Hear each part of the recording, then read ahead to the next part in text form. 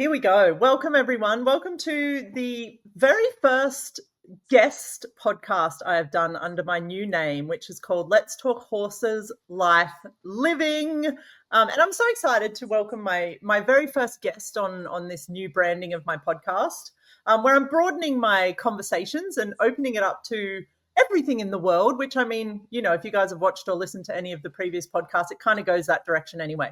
So without further ado, I would like to welcome my very special guest, Scott Purdum. Thank you so much for being on here with me.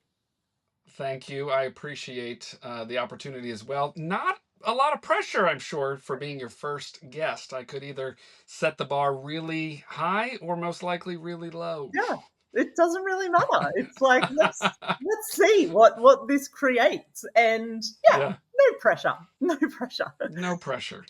So, Scott, being that this is your first time on my podcast, I mean, it's tricky in these podcasts because it's like all of these different things come up. There's so many things that we want to talk about. So I'm usually like, let's see what we cover, and then we can also have a follow-up episode. But the first thing I'd love to ask my guests is like, where did your journey with horses begin? How did horses come into your life?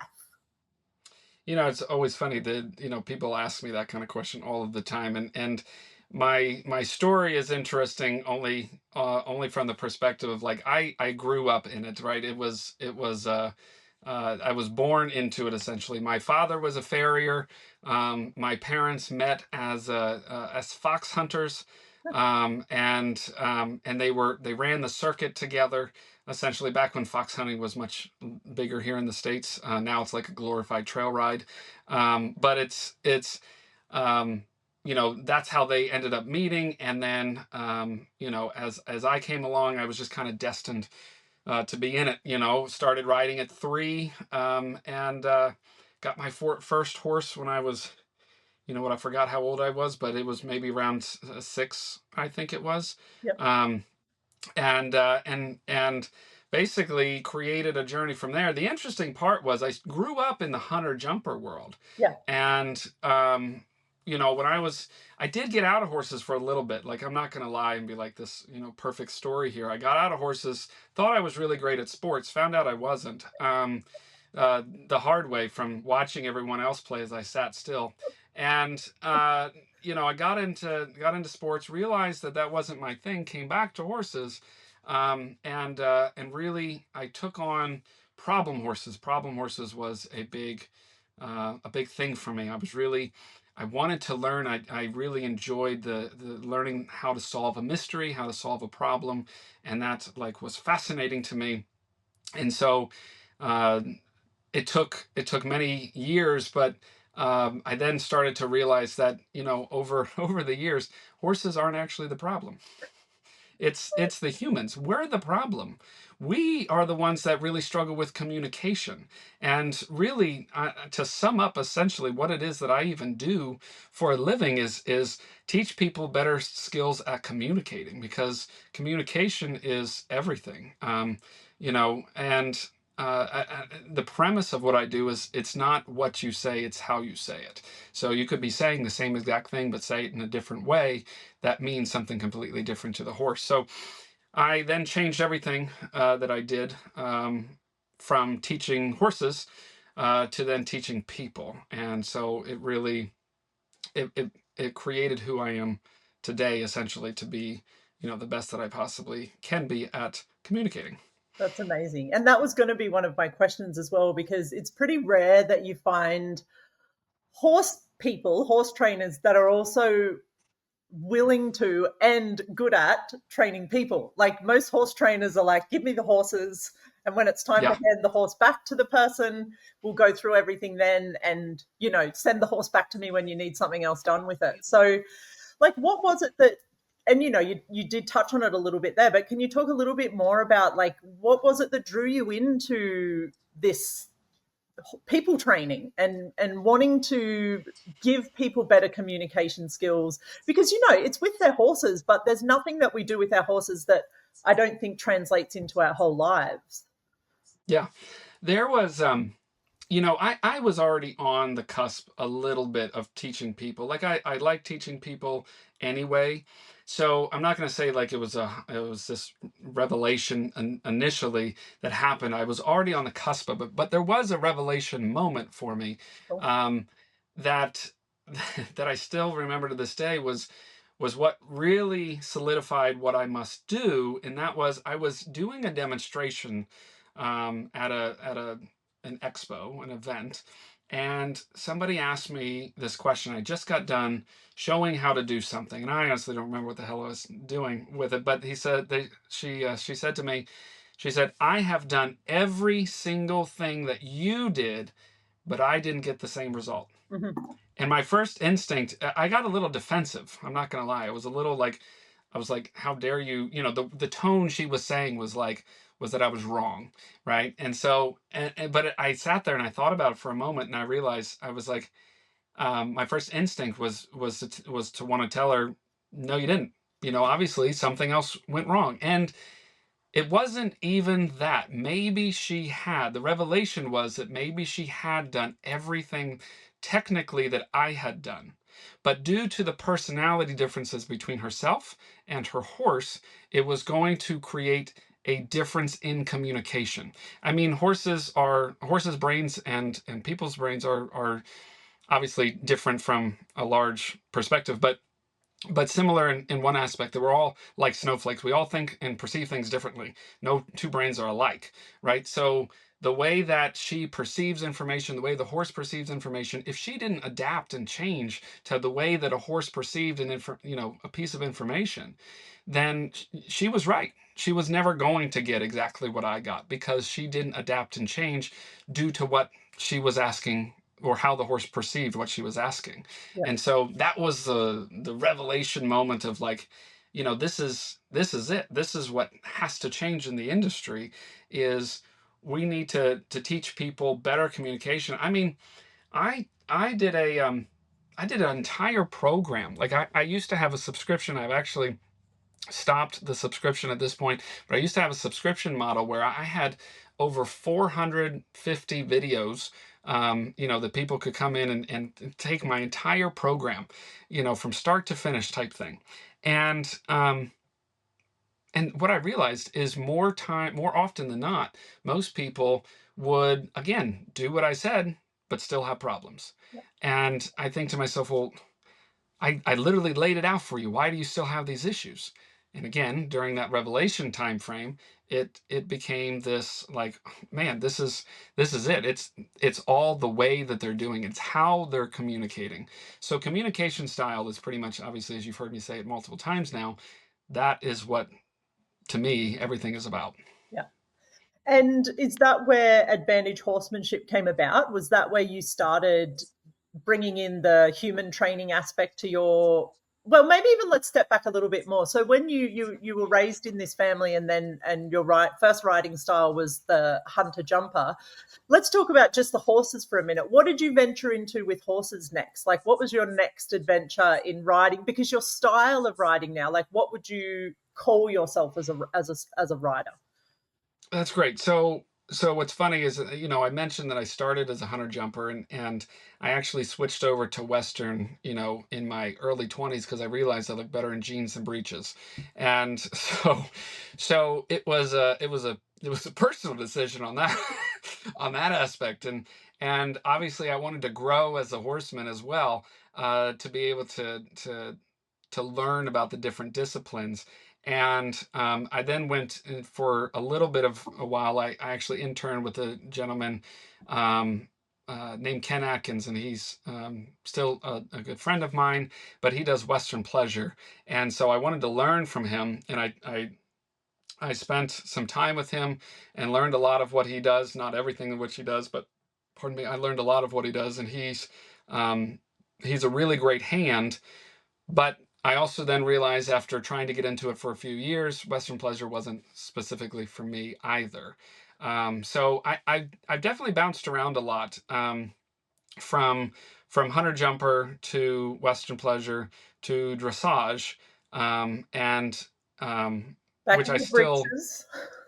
yeah, I know, right? It's like they say, everything comes back around, right? It's like the clothing, right? You're like bell bottoms will never come back, and now they are. Well, yeah. And so everything kind of came back around, and my riding style is probably more fluid with dressage than anything else. When people look at me ride, I do work very heavily on making sure that my seat, I profess centered riding, Yep. to a T, and I teach it with everyone. And that's one of the biggest controversies, right? Is like, well, I'm in a Western saddle, I shouldn't sit like this, or I'm in an English saddle, and I shouldn't do this, whatever, right? And so it's always been something that I try to tell people. It really doesn't matter the thing in which you're sitting on.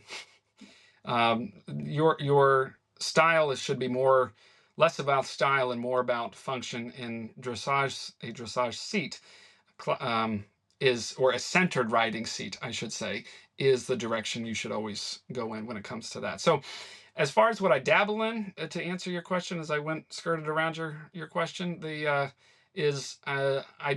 really am back into hunter jumpers at the moment. Cool.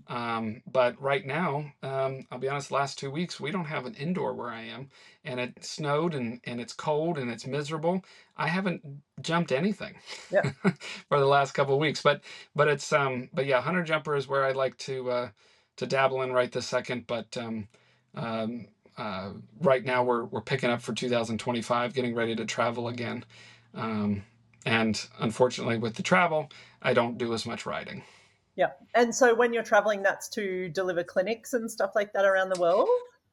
Yeah, I deliver clinics around the world. I shouldn't say fully around the world. I haven't been to your neck of the woods. We almost were in Australia.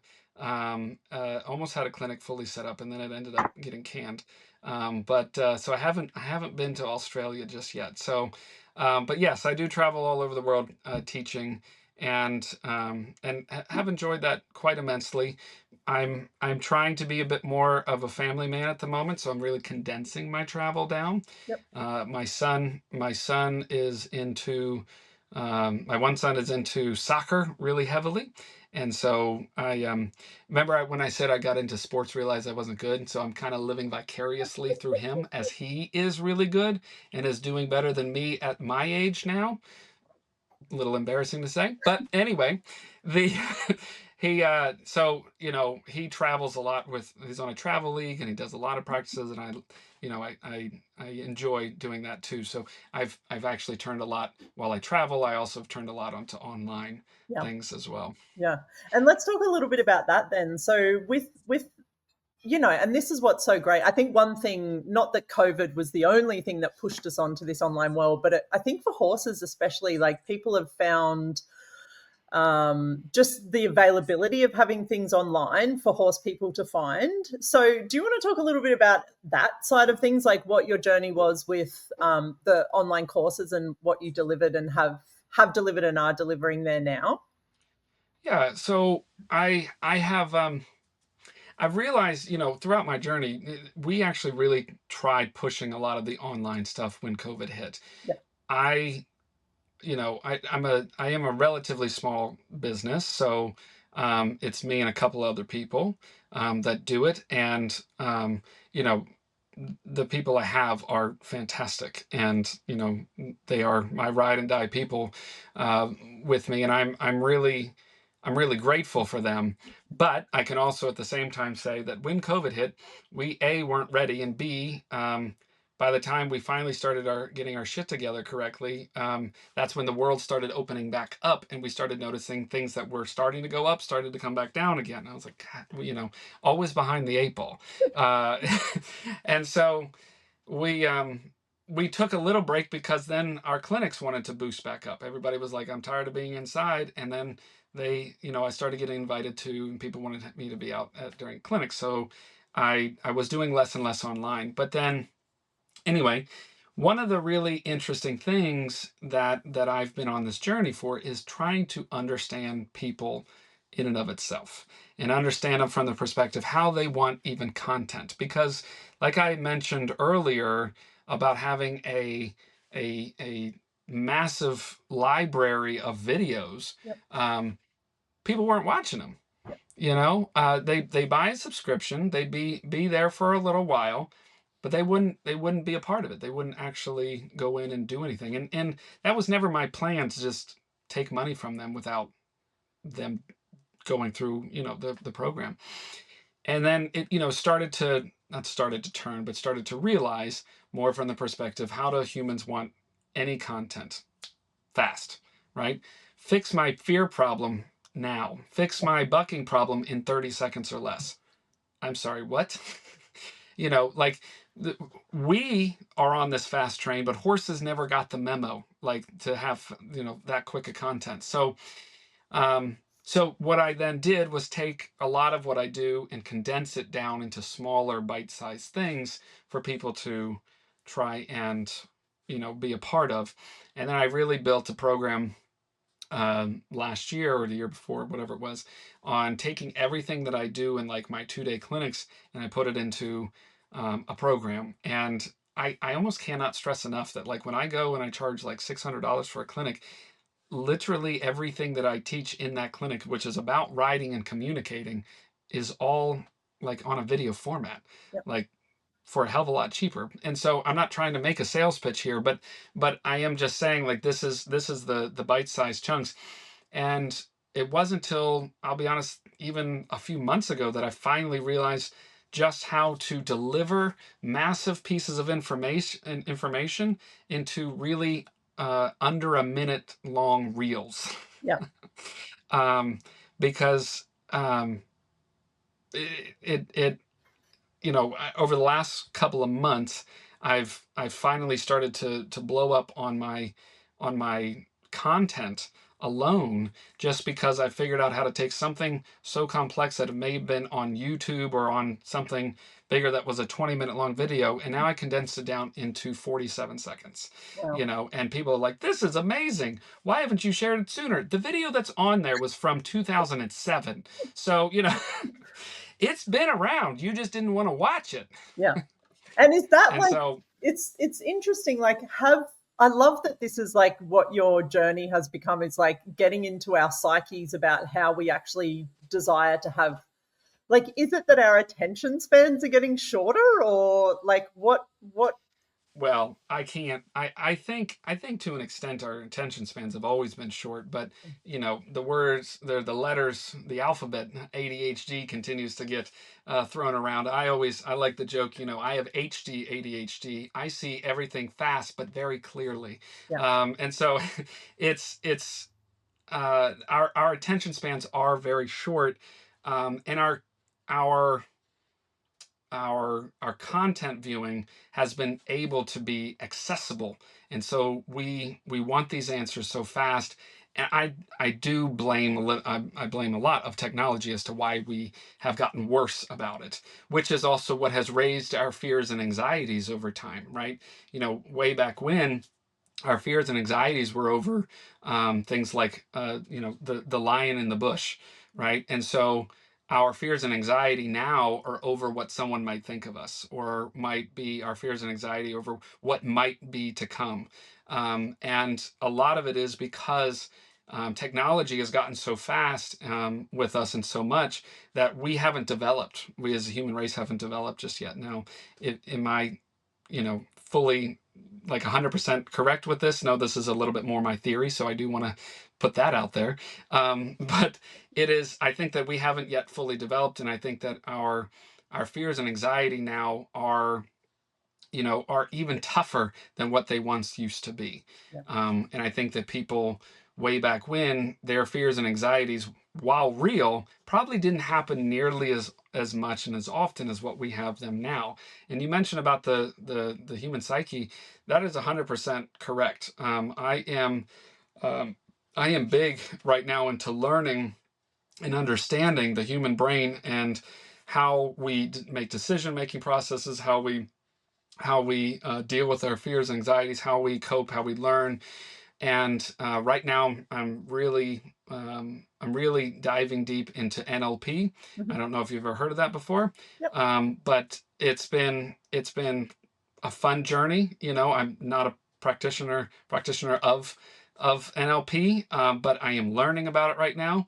And I recently even teamed up with a hypnotist to help me kind of go through. We just unveiled, like yesterday, we just did a webinar for, over mounting with confidence, type thing. And so it this mounting with confidence and overcoming fear, it's all about what to do before we actually get to the saddle. Yep. That's the key. Is most of the time we as humans are trying to focus on, the anxiety in the moment of, but it's never about the moment of. It's about what to do long before it. Yep. And so, one of the challenges that I've recognized we're facing, and somebody said it really well yesterday, is in the webinar, was they said, well, if I could just get my horse to stand there while I mount, I would be more confident. And so what I'm looking to do is learn how to get my horse to stand still. And that really said something right there. It was no one's looking within. We're always looking to blame others. Yeah. And it was just kind of a perfect example as to why I'm on this journey right now, because that's the problem. Everyone is thinking, we as the horse industry has changed to a point where we blame ourselves better, meaning like, oh, the horse bucked me off, it was my fault, right? Which is silly in and of itself, just thinking about that concept. But they're not necessarily wrong. The communication style could have been exactly that. But my point is, we still though think in order for our confidence to get better, is we just need to learn the training technique, the way to train the horse, when the problem starts with us, instead of starting with them. They think in order for them to get better, the horse must be better, and the roles need to be reversed. Totally. Totally. So yeah, that was a great example, I thought. And of course, they didn't buy the program when they asked that question. But but yeah, that's the challenge that I'm finding. Yeah, but that's so cool, because really the other thing about this podcast, and when I talk to horse people, quote unquote, is just how much what we do with our horses and what our horses are showing us is actually relevant to everything in the world. Like I don't know, I've been into horses my whole life as well, and I feel like every day they're showing me something that I'm like, wow, I didn't even consider that. It's like and it's not to make them like this godly being or anything, but I think, right from the beginning, you touched on the fact that the way they function in the world, I think, is actually what we desire to have. Like, they don't have judgment. Oh, yeah. They don't function from a linear. They miss that prefrontal cortex. Exactly. So good for yeah. them.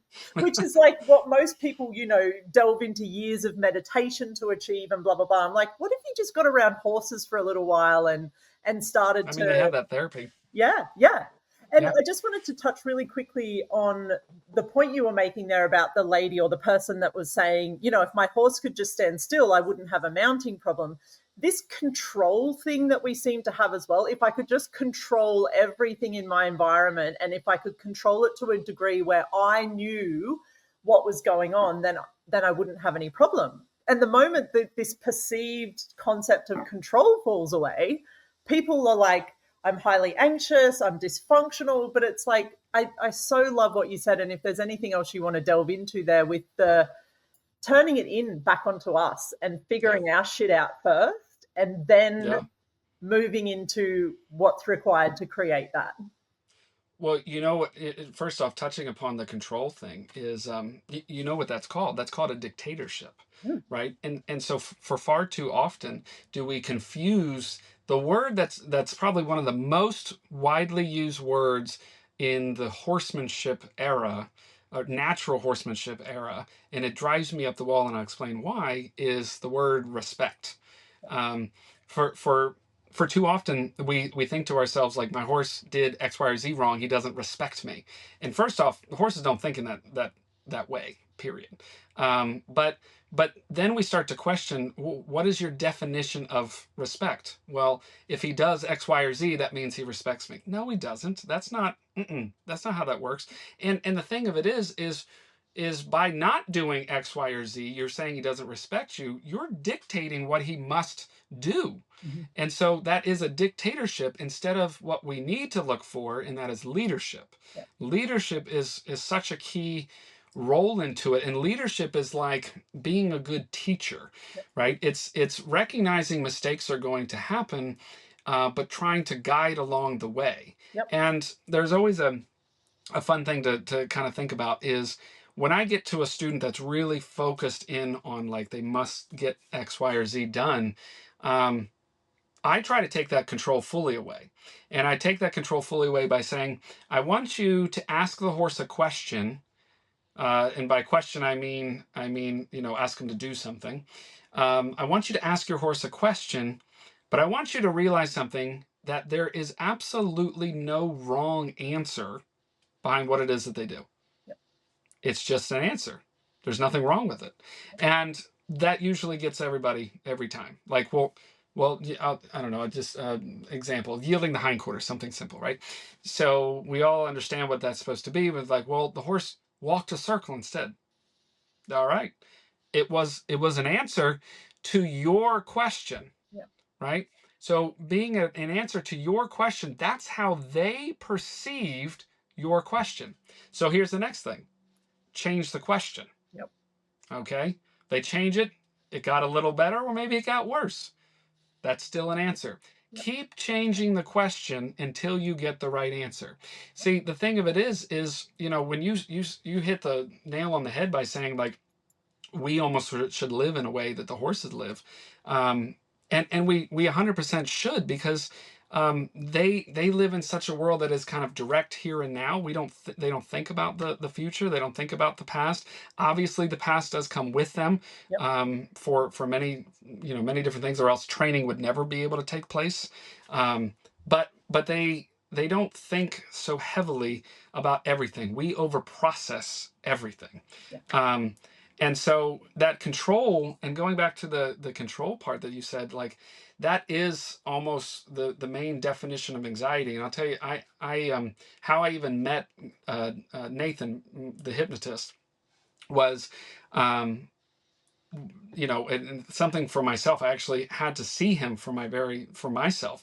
I was dealing with some anxiety issues flying, and I was I was at a point with flying that in my 20s and in late 20s I was great with flying, perfect, and then in my 30s, later 30s, early 40s, it flying became a massive problem. And I was at a point of, drugging myself up, drinking so much bloody alcohol, that, I thought that it would take care of everything. And the funny thing was, my system was so strong that I would take sleeping pills, anxiety pills, whatever. When I finally landed from an 8-hour flight, I passed the hell out, for a day. And I said, enough is enough. I can't do this. If I'm going to go teach a clinic, I can't be dead for a day to recover. So I went and saw him, and within one session, I went from like a 9 out of 10 on a plane to a 3. Yep. And that was a week prior to me flying at that time. And I thought to myself, I spent an hour with this man, and he took my anxiety from a 9 to a 3, all from just this self hypnosis. And so it was one of those things. I felt with flying, I didn't touch on this point, that because I'm sitting in the back, I have no control. Yep. That's where my anxiety comes from.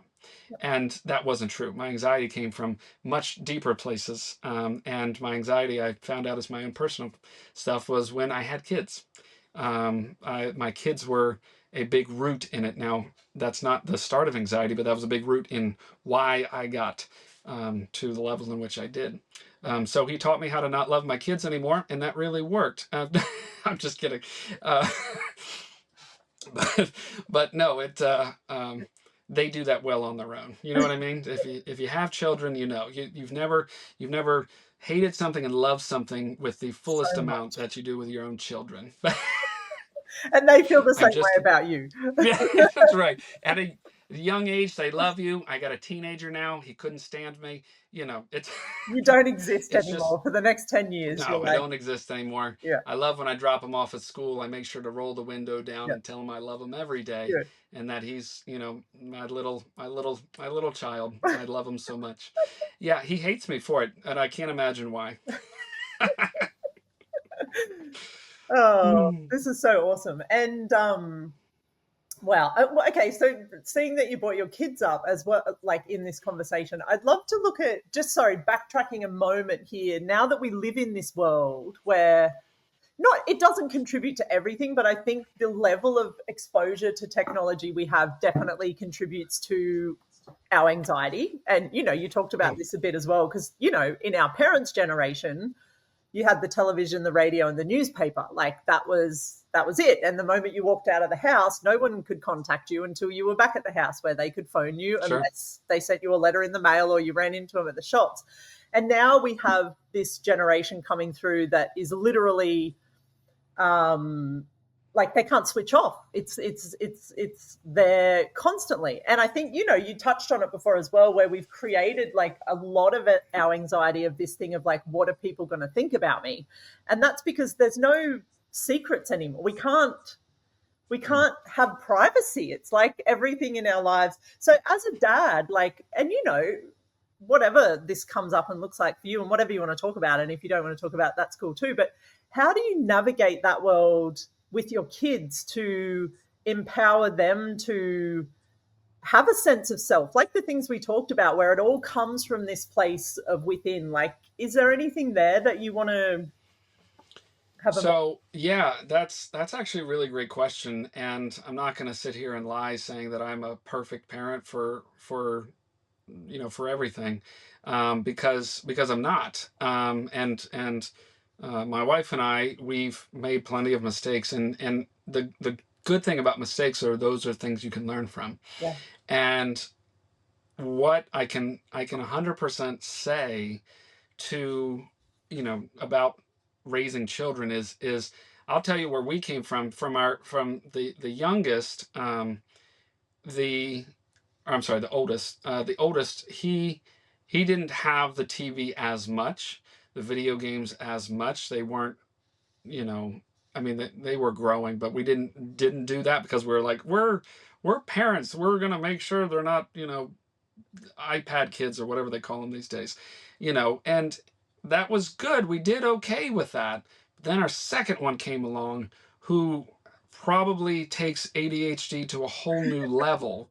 Um, and I mean, for 2 years straight, like it was constant crying.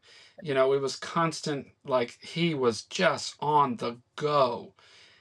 And we caved. yeah, We caved because the only time he would be quiet, or the only time that we could get peace where we didn't want to kill each other — this is my wife and I, mind you — uh, was when he was consuming content. yep, Now, content can be anything. Like, we're not putting him on Facebook or TikTok type thing, but watching TV or something like that. And we got lazy, as parents, and we 100%, uh, you know went the route of like, we're running. We have two businesses. We have a nonprofit, and we have the for profit, which is Advantage Horsemanship, and we're always on the go. And so always being on the go means we got lazy with our parenting. yep, And it wasn't until, as of that late, um, we recognize, like, again, I'll use my son for example, who is the one who's all into soccer. He's my the youngest. He uh he started getting really complaining about, like, "Oh, I don't want to go to practice, I don't want to do this, I don't want to do that." All he'd want to do was be on video games with his friends. And we had limited things, but then we got lazy again and we allowed more to happen. So we would go through this like little fluctuation. But it wasn't until that of late that we realized, like, he's now throwing away a potential future because of our laziness, right? And so I'm open to speak about these things because I can't, what is that? Those in glass houses shouldn't throw stones, right? I can't sit here and say, don't let your kid on the iPad. I mean, I wanted to cut my eyes out because of how much he was screaming, and so I get it. I Yeah. get it. I always said I wasn't going to allow my kids to do it, but I ended up caving. And but the point I'm getting to, this long-winded story, is that by cutting off, say, 4 days a week where no electronics are permitted, um, other than maybe basic if we watch TV at night or something like that as a family, that's one thing. But due to that, we start seeing differences Yep. because the mind, instead of being focused here, gets broadened, really, right? Yep. Because you become tunnel visioned into this. And I can say it from the experience of him. He now, like, all of a sudden he's like, Dad, take me out and practice with me again. And that hasn't been there in weeks, type thing, right? He hasn't wanted to do that. Now all of a sudden he wants me to practice with him. I got off of Facebook in 2016 when the elections were first happening because of all the negativity. I would go 3 scrolls on Facebook and be pissed off Yeah. because of all of the information that was being thrown out there. Now, I'm not telling people to leave social media, not my social media anyway, but I am saying that there was a difference. That tunnel vision finally broadened, and I could then start to focus on other things. So same kind of goes for my kids, Yep. which again, as parents, you go through. I don't judge anybody when it comes to that because you don't know their experience, you don't know what they've been through, Yep. you don't know the hardships. Yep. Too many people tell you how to parent your child, do certain things. It's same with the horses. Like, Yeah. you ever watched you ever gone somewhere and seen a horse struggling to get on the trailer? How many people come up to tell them their opinion? Jesus Christ. Um, if I ever do it, I just tell people, hey, listen, I do this for a living. If you want help, I'm here. If you don't, I'm not going to bother you, but just know that I'm here. Yeah. And so that's totally fine. And so everybody's got a bloody damn opinion Yeah. over it. Yeah. And I mean, I love that so much. And thank you for your vulnerability and just being open with things. Because I think more conversations like this where we can just be like, yeah, let's not get into too much about the you've got your expert horse people and your expert parent people. But what I loved about that story was putting in the work, right? Like Yeah. recognizing something needs to change, whether it's something with you or it's something around you. But most of the time, it's something with you and being willing to go, okay, what do I actually like? What do I need to do to change this? And where do I need to put in Yeah. a bit of work? Like, even talking at the beginning where you were saying about having your content much shorter, it's like people have started to really go for the easy route of things, like to Hmm. go that way that is going to give them the most gratification in the least amount of time. And I think circling this back to our horses is so detrimental to them because Yeah. they will take the path of least resistance when it comes to survival because they're Hmm. prey animals, they want to survive, but they will always put in the work for whatever they need and required to do, they're going to work for it. Yeah. Yeah. No, I completely agree. And it's the biggest thing that I would always like to try to help people understand themselves a Yeah, bit great. more. Yeah. And if we could do that, we would be much better off. I recently came up with like an intro for myself that like my vision for the future. I was Cool. thinking about like what is my vision? Like something I already know, but like, and my vision for the future is to be able to help, like, I put a number on it, but help over 1 million people become their most confident in understanding self, along with teaching them ways to better communicate with not only their horses but in life. And so that's kind of been my major goal, is to help people realize more about themselves. And I'm not saying it from a life coach perspective, but from a perspective that, when we think about our horses, it really has a lot to do with life. Yeah. Unfortunately, is well, unfortunately and fortunately, Yeah. we talk about communication, and kind of a side note here, but it's like how bad communication is between human to human is so terrible, which is why we get into so many issues that we have in this life overall, is all due and based around communication Yeah. errors. I mean, look at when texting really started becoming a thing. There was, have you ever seen the comedy skit from Key and Peele? Have you ever heard of them? No, Um, well, you should look it up. It's I on will. YouTube. It's called Key and Peele, Yep. and it's called Key. And, they have like a it's like text messaging or something like that. Anyway, really showcases how one message is sent from the tone in which it's sent in a positive light, Yep. then received in such a negative one. You Wow. know, like hey, I thought we were supposed to get together. Oh, no worries. Let's do it now. Oh, you want to go now, do you? Type of thing, right? And so how we then perceive it, that's, text messaging has been such a problem when Yep. it's come to communication. And so I say all that to say, um, we can barely communicate with each other successfully. And yet at the same time, we expect to be able to have the horse, and comes back to, again, what we demand of the horse, have the horse learn our communication style, Yeah. right? Like, they don't make Duolingo for horses, right? And on either direction. Yeah. And so when we think about it, how silly is it that we try to teach the horses by saying, you must learn from me in the way that I talk to you, Yeah. versus what it should be, and what it's always should be when any communication is me coming to you and learning about you. Yeah. And if I can learn, pardon me, if I can learn your communication style, then we can communicate more effectively. Yeah.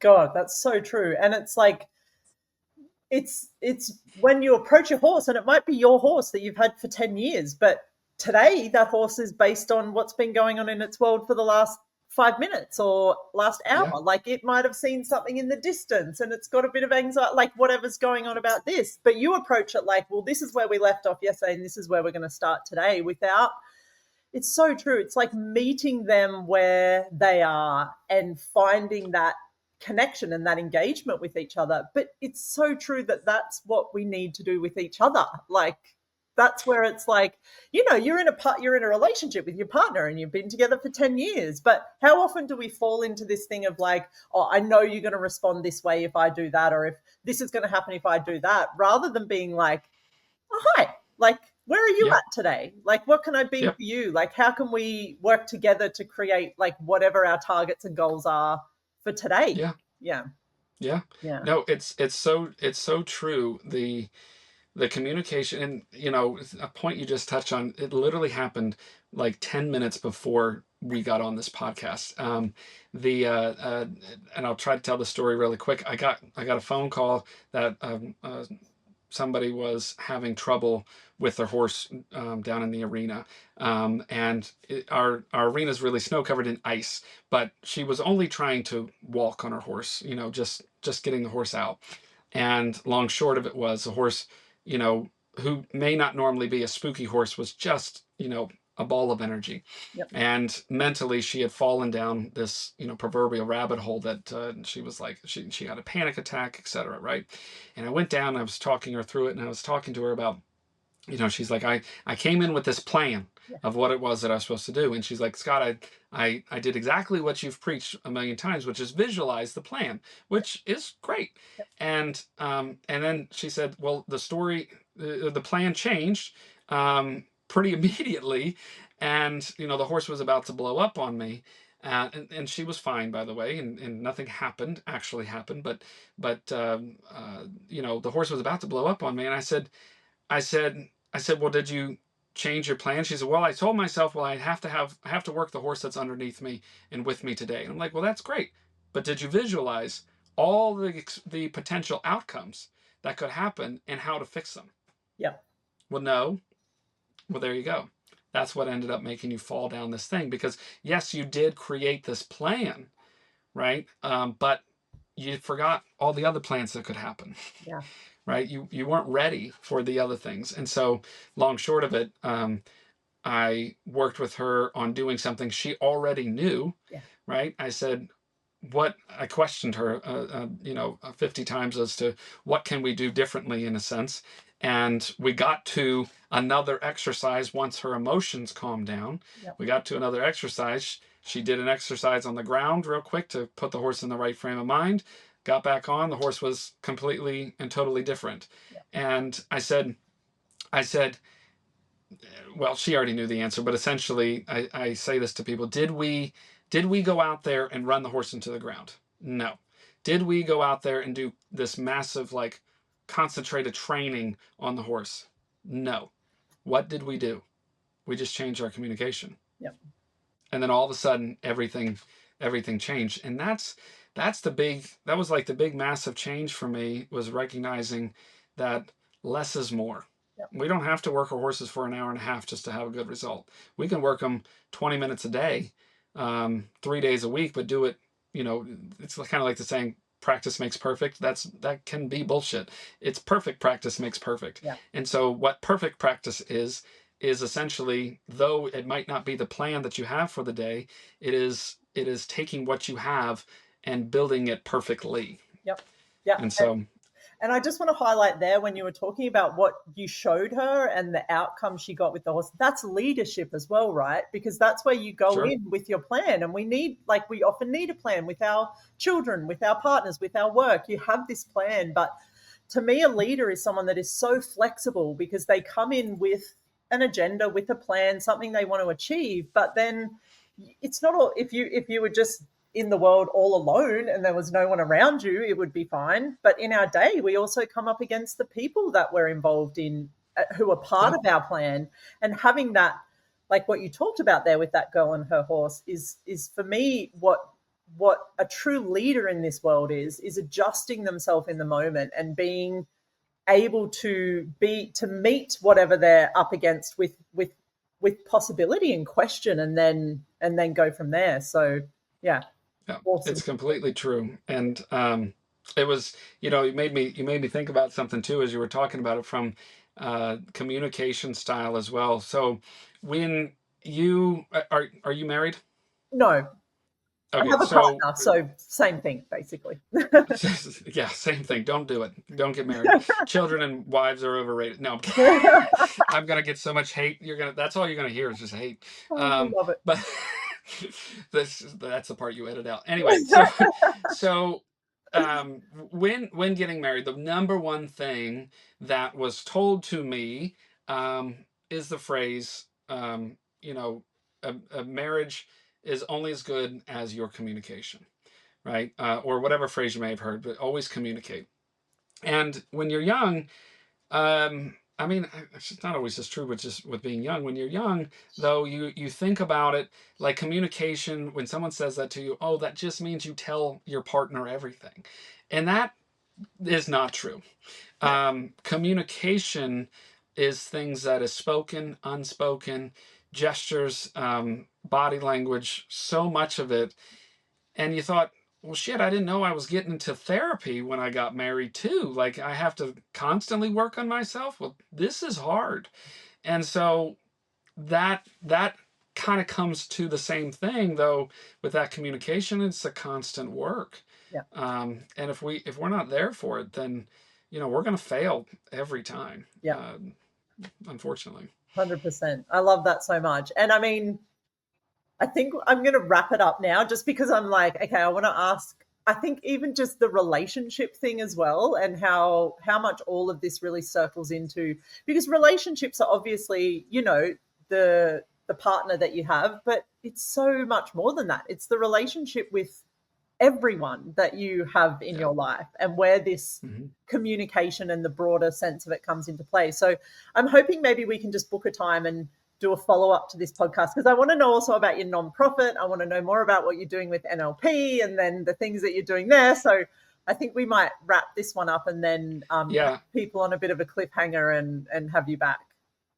All right, that sounds great. Yeah, I realize that I sometimes, talk way too much too. So that's my communication problem. No, I love it. This has been like one of the this is almost my longest podcast, and it's been one of the easiest ones. It's like, that's what I would also like to say is, if you're interested in doing a clinic in Australia, I would also love to look at the possibility of sometime you coming out here and me putting a bunch of people together to come along Oh, and hell yeah. do, yeah, because that's also my desire in this world, is to have, these conversations available to people, but also to come and be together in real life and share some really cool moments with each other, some growth, some change, some vulnerability, some tough things, and have horses in the journey, because for me they make everything um better, I guess. Yeah, they do. They Yeah, do. It's so true. yeah. And if we can get out of our own way half the time and be able to see that, then we can be even better ourselves. Exactly. Exactly. What a horse is inviting us to. Thank you again. Thank you so much, Scott. Thank you for being on. Thank you for being in this world and everything that you're creating and inviting people to. I'm just, yeah, I'm leaving with a very, more joyful and happy outlook on the world. So thank you so much. Thank you for having me. See you next time, guys.